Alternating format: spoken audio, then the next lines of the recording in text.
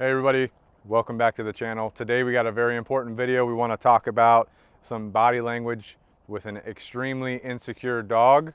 All right, so this dog's name is Malone. He just started training with us about a week ago. All right, day one of training, or the pickup, was extremely stressful for him.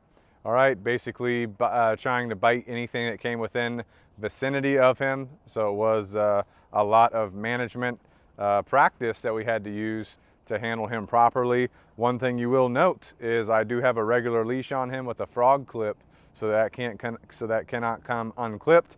I also have this wire on here because if he does turn around and try to bite the leash, okay, he could bite through this leash. I do want to make sure I have a redundant system of having control of him. So I've got a leash wrapped around my body with the wire connected to it. That way, if this leash does fail or gives out or he chews through it, I still have the wire connected to him so I can maintain control of him. But real quick, just want to point out some body language. So obviously he's panting heavily. Panting this heavily is usually a sign of stress.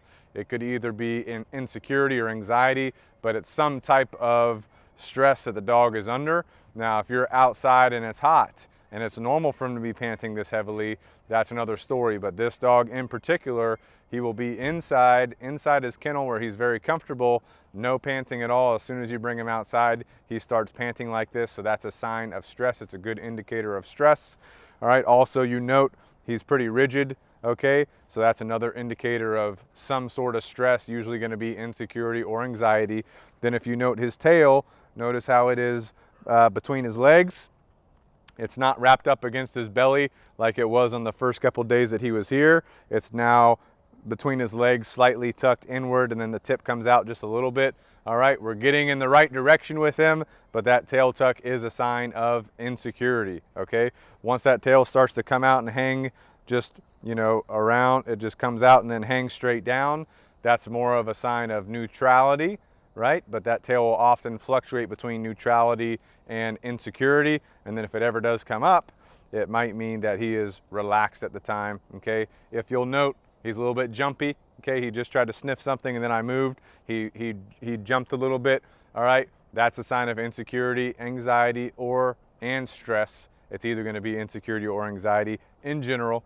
All right, then if you notice his ears, they're pulled back. That's another sign of stress. All right, when they're pulled back, generally it's going to be insecurity.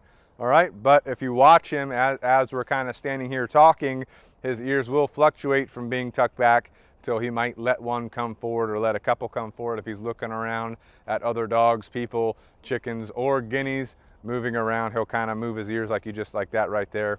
Okay, so he will fluctuate that. That wasn't something that was happening on day one. That's now just due to the work we've been doing. He's starting to open up a little bit. All right, if you're a dog owner, you're dealing with extreme insecurity, these are some things that we're trying to point out to you.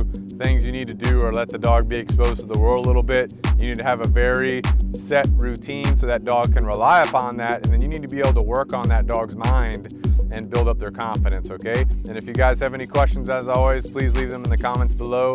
And thanks for tuning in. We'll see you next time.